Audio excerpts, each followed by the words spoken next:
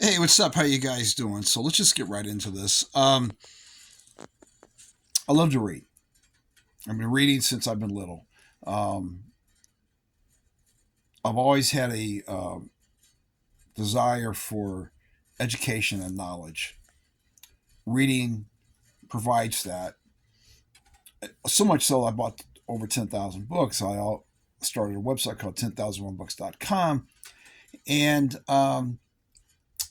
fiction, nonfiction, just on and on and on. Anything you can think of, I read about it, I've studied it. A lot has to do with politics, world history, and crime, and organized crime, different types of organized crime.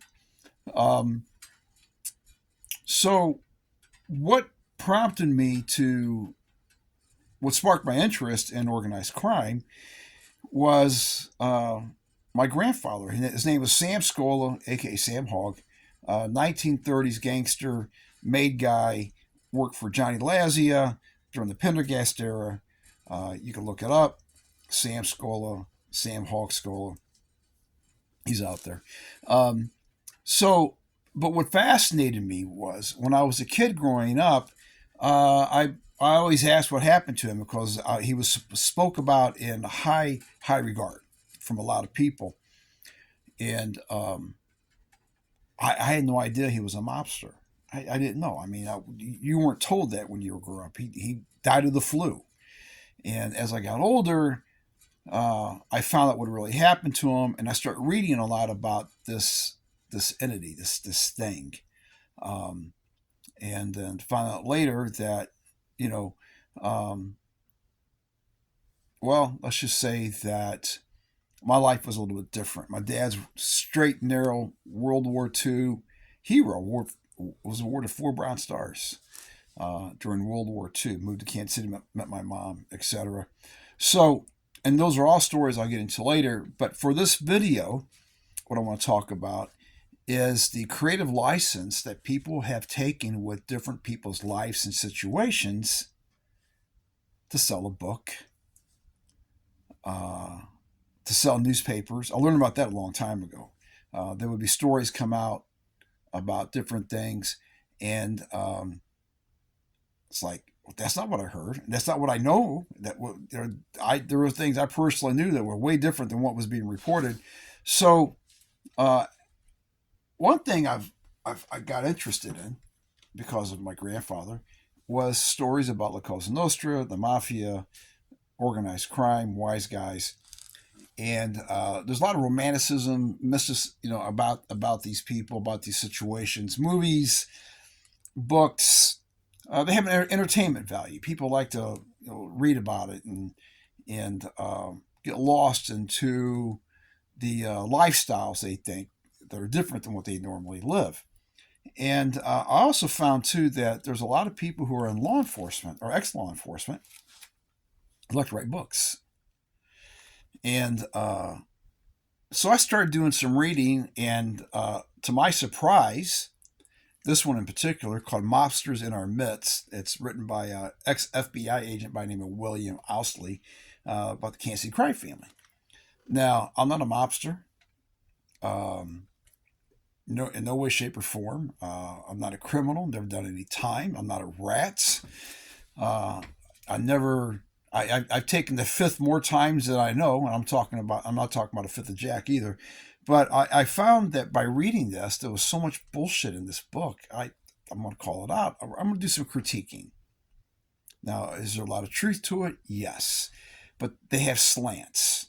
A lot of times they have slants because, well, they spent their career, they got paid to go out and chase after so-called bad guys, right? That's what they did, and now they write books about it and do different things. So I was reading this and I was amazed at the number of people that I personally knew that's in this book, maybe related to a few, and aware of some things that, that just, the only way you're going to be aware of it is if you happen to, hear something, be around something.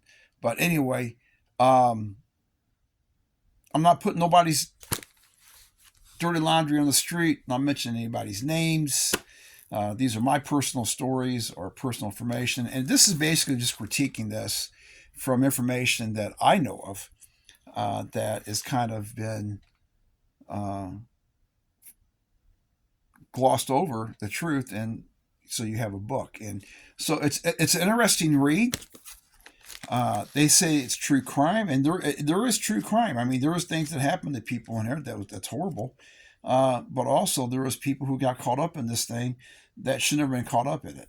And I will tell you this, and this is from uh, being around this thing for a long time, is that sometimes uh, your law enforcement guys are as much criminals as the criminals are chasing.